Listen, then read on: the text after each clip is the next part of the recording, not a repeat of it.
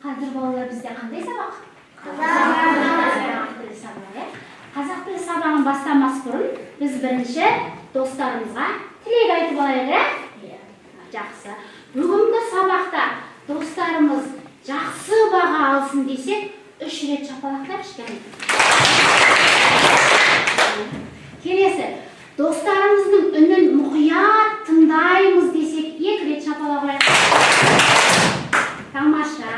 Келесі, бүгінгі сабаққа белсене қатысамыз десек, 1 рет шапалақтайық. Тамаша, жарайсыздар. Енді балалар, біз қазір соқыр теке ойынын ойнайық.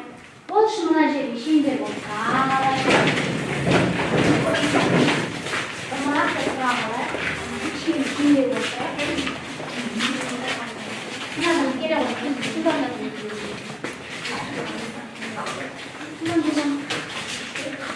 Енді бірінші ойынның шартын түсіндіріп алайық. Бір оқушы ортаға шығады, сосын оның көзін байлаймын, сосын оны айналдырамын 3 рет. Ол басқа бір адамды ұстау керек дағы, сол адам кім екенін табу керек. Егер таппаған жағдай болса, онда сұраққа жауап береді.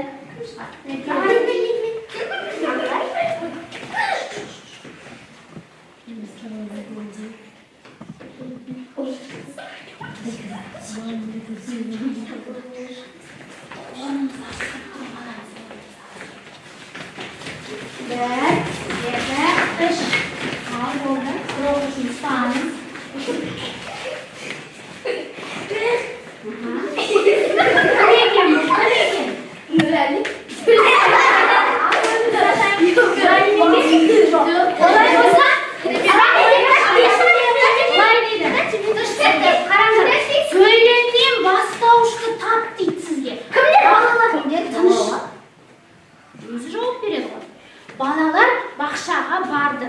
Кімдер балалар? Кімдер балалар? Дұрыс па балалар?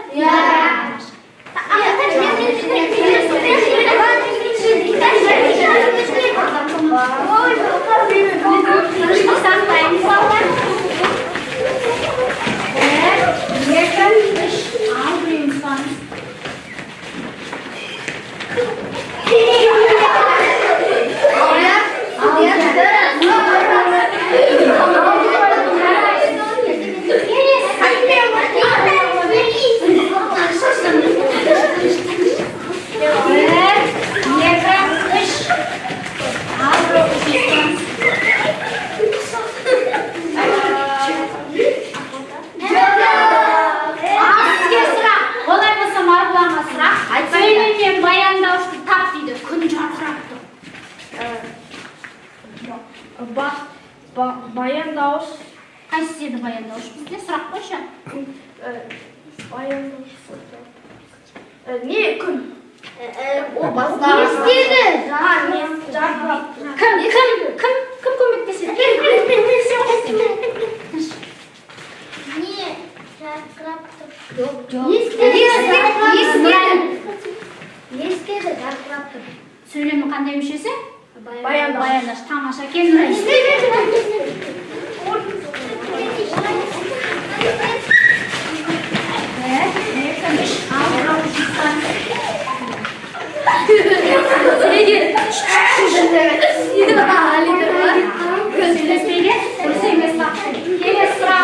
Сөйлемнен бастауыш пен баян дауышты тап. Арыстан аңдардың патшасы.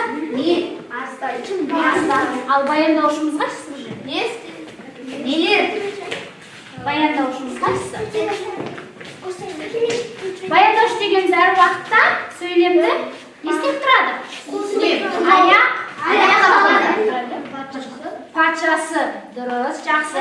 Келесі.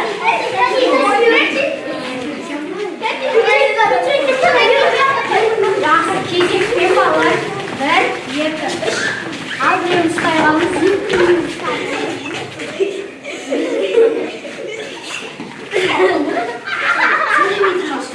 Марғұлан?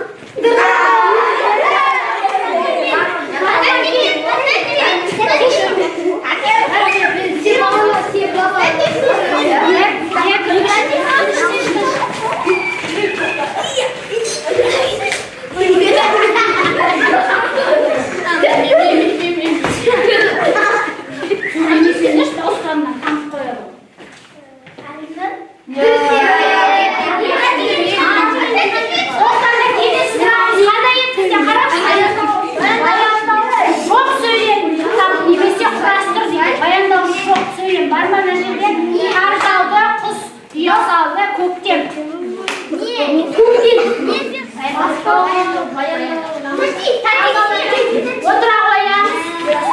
Жақсы балалар, үй тапсырмасына жауап болдық. Енді өзімізді домбырамен бағалап отырайық, иә? Кім жауап берді? Мен. Бір ұпайдан не істеп отырамыз? Жылжытып қойып отырамыз. Жақсы. Енді балалар, сіздердің алдарыңызда конверт бар. Қараңыздар, оның артына қарасаңдар, ішін қарасаңдар, буындар бар. Сол буындардан біз сөз және сөйлем қоямыз керек. Ал келіңіздер тақтаға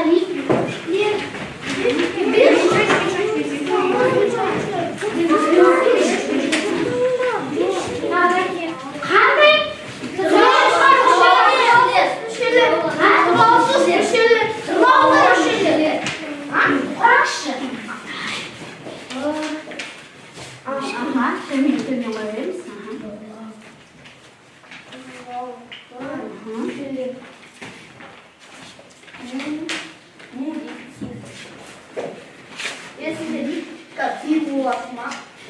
Қандай сөйлем шықты балалар? Тұрлаулы мүшелер. Бүгінгі біздің өтетін тақырыбымыз қандай екен? Жақсы. Балалар, тұрлаулы мүшелер. Тұрлаулы мүшелерге бастауыш және баяндауыш жатады. Бастауышпен біз баяндаушты тұрлаулы мүшелер дейміз. Ал енді қараңдар. Біз бүгінгі сабақта сөйлемдерді біз сөйлеген кезде тілімізді жүйелі түрде сөйлейтін боламыз және сол бастауыш пен баяндауыштың арасына қойылатын сызықшаны үйренетін боламыз. Енді қараңдар, бері қараңдар. Мынандай мысал. Досша, оқушы.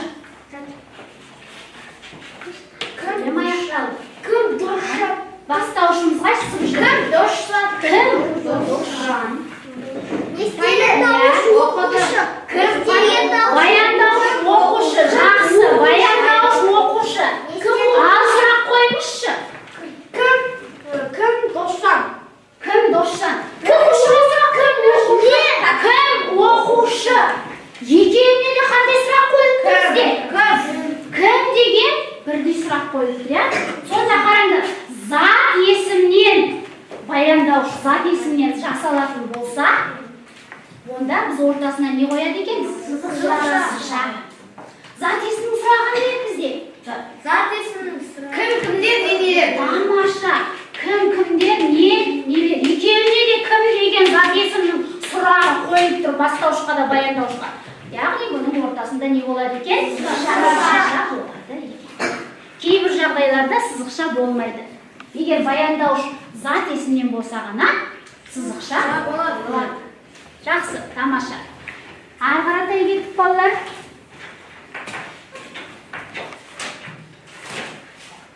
Енді балалар, топпен жұмыс жасайықшы біз. Бәріміз бірлесе, иә? Топпен жұмыс жасайық. Топ мүшелері келіңіз жақындарыңызға. Бірінші мені мұқият тыңдап алыңыздар. Не алмады?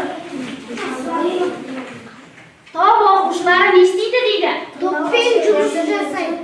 Оқимыз ба? Не істейді екенсіздер тапсырмада? Не істейді екенсіздер? Тұрлаулы мүшелерді табады екенсіздер. Ал, кірісеміз жұмысқа.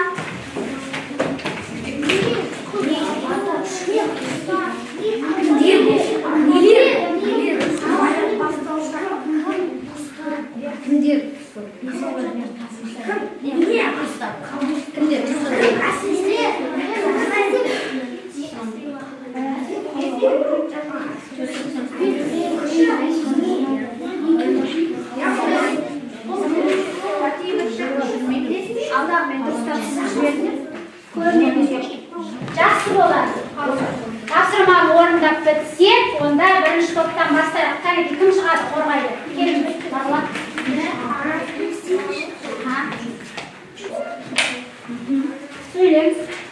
Сөйлемді оқимыз бірінші. Алматы әсем қала. Не Алматы? Не әсем қала? Кім қайтесін түзейді? Қандай қала болады ғой? Әсем қала. Айтыңызшы.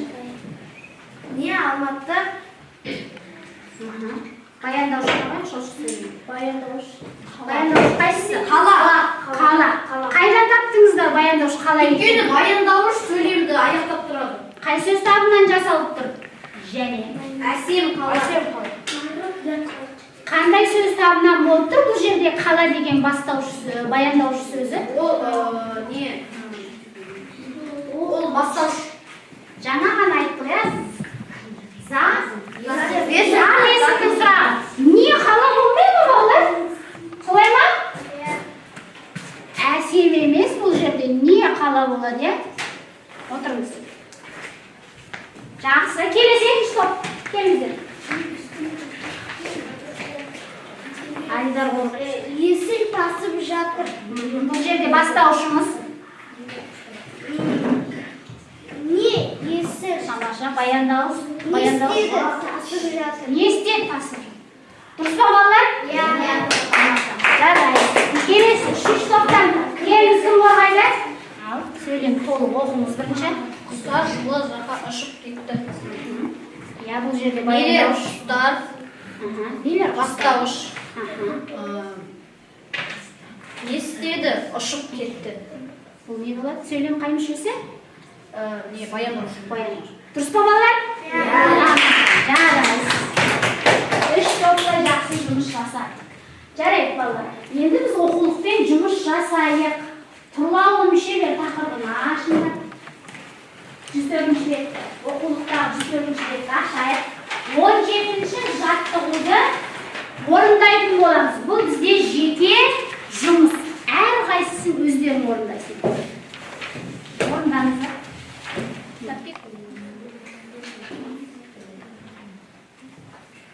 Бүгінгі тақырып жазамыз. Тұрлаулы мүшелер. Жылдам тапсырманы орындаймыз. Балалар, кім тақтаға шығады? Келіңізші. Сіз бірінші сөйлемге жылдамдатыңыз. Сөйлемді жазып алайық. Сосын сөйлем мүшесіне талдайық.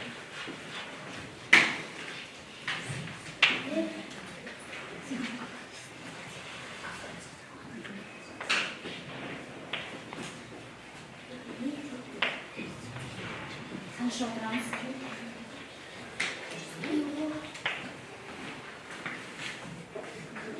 Тыныш отырамыз.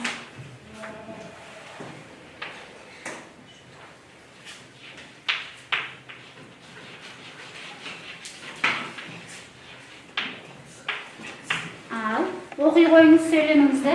Қарлығаштар ұшты. Кімдер қарлығаштар бастауыш. Не істеді? Ұшты. Баяндауыш. Балалар, жарайды. Балалар, енді бері қараңдаршы, кім қатесін? Әлемдер айтыңызшы. Ана жерде қарлығаштар кімдер болмайды кеткені ол жануар.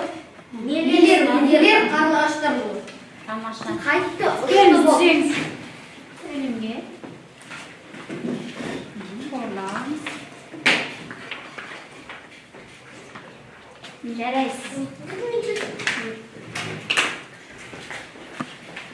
Ары қарай жалғастырамыз ғой. Қандай сөйлемеді? Жаңбыр жауды. Сөйлем аяқталды. Сөйлем жүйесін талдаңыз.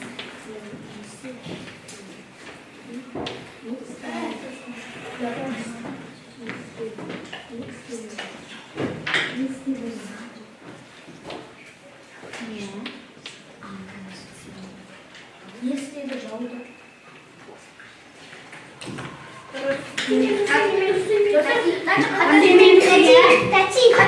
Бері қарайық, ал ұлжанға қарайық.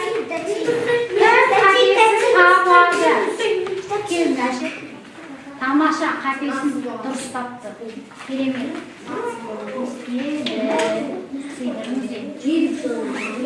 Астын сызған жоқ.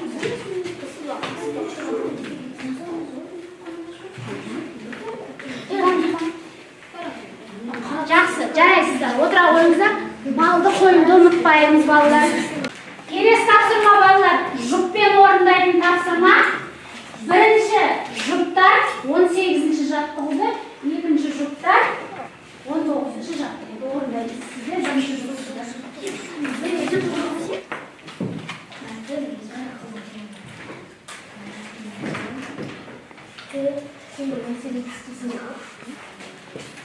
Жақсы балалар, келесі 20-шы жаттығуға қарайық.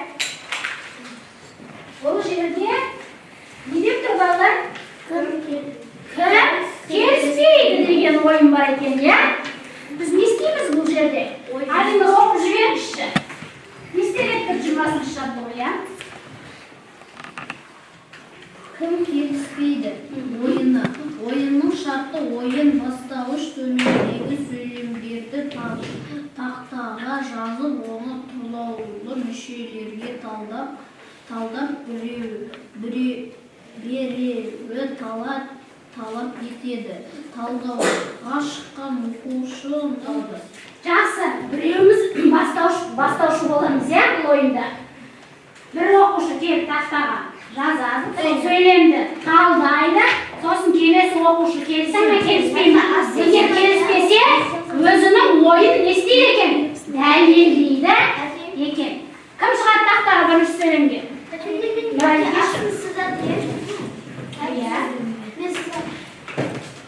Келіңіз, жылдамдатыңыз. Жылдам қимылдаймыз.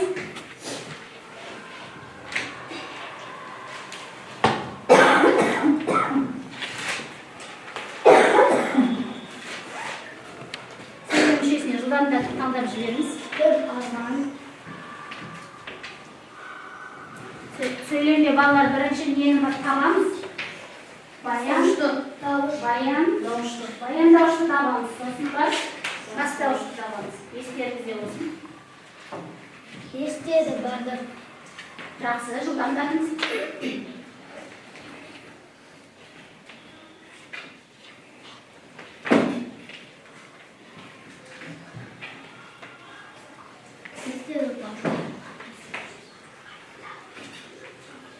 Ал қараймыз. Нұралидің орындаған тапсырмасына қараймыз. Келісеміз ба, келіспейміз ба? Келісеміз. Бәріміз келісеміз ба балалар? Иә. Тамаша, келіңіз, отырыңыз. Келесіге кім шығады? Раяна, келіңіз. Жылдам жазыңыз. Кім апасы?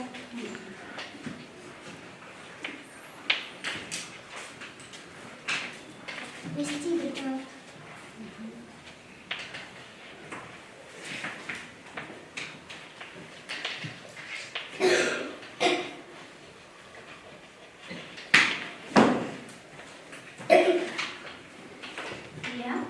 Астын сызамыз ба? Раяна, жылдамдатыңыз.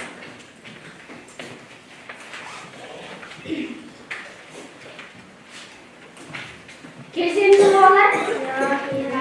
Жақсы, тамаша, отырыңыз. Алтан кей балалар, банкомат ойынын ойнап, банкоматтан сұрақтарға жауап беріп, ақша алайық, иә? Кім шығады? Бізде Ақбота келе.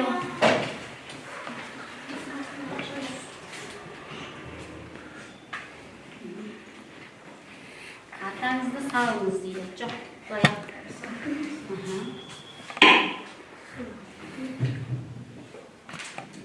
Қай соманы танымайсыз? Қақпанды танымын. Мен ойынмын. Сізге сұрақ. Бастауыш пен баяндауыштың арасына неге сызықша қойылады дейді? Неге сызықша қойылады? Себебі? Баяндауышқа бірдей сұрақ қойылады. Зат есімнен болған жағдайда, екеуі де зат есімнен жасалса, онда ортасында не болады? Сызықша болады. Дұрыс па балалар? Тексеріп көрейік. Зат есімнен болған жағдайда ортасына сызықша қойылады. Енді ақшаны біз аламыз. Жақсы, жарайсыз.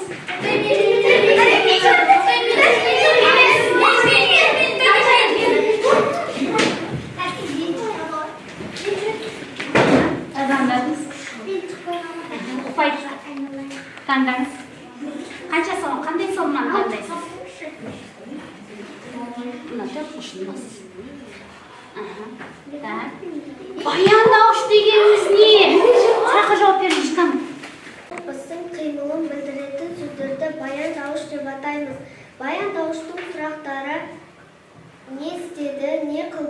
айтты. Ал тексеріп көрейік. Баяндауыш деп сөйлемде бастауыштың қимылын, істің жай-күйін, кім не екенін білдіріп тұратын тұрлаулы сөйлем мүшесін айтамыз дейді. Солай ма? Иә. Ақшаны алайық. Жарайсыз, отыра қойыңыз.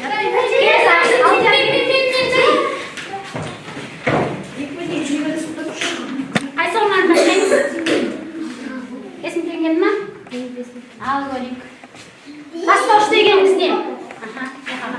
Қимыл іс-әрекеттің иесін білдіретін сөзді бастауыш дейді. Бастауыштың сұрақтары кім-кімдер, не-нелер, кім-кім, несі-нем деген сұрақтарға жауап береді.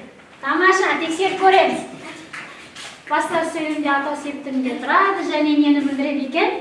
Баяндауыш пен Қиса байланысты тұрады екен. Жақсы, ақшаны алайық. Келесі, отыра қойып. Байды қойып отырамыз. Балалар, олай болса, бүгінгі сабағымыз аяқталды. Енді сіздерге бүгінгі сабақ несімен ұнады, қай жері түсінікті болды, қай жері түсініксіз болды. Сол сұраққа жауап берейікші кәніке. Бүгінгі сабақ түсінікті болды ма? Не ұнады? Кім жауап береді кәні? Мен өзімнің білмейтін сұрақтарыма жауап алдым. Жақсы, тағы да.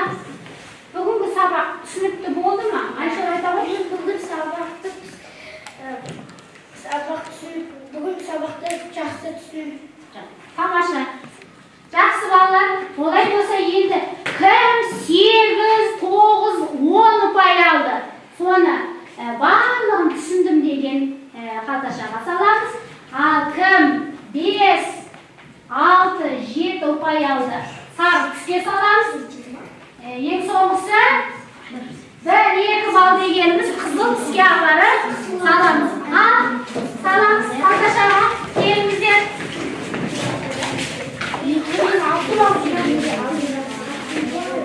Жақсы, асықпаймыз балалар.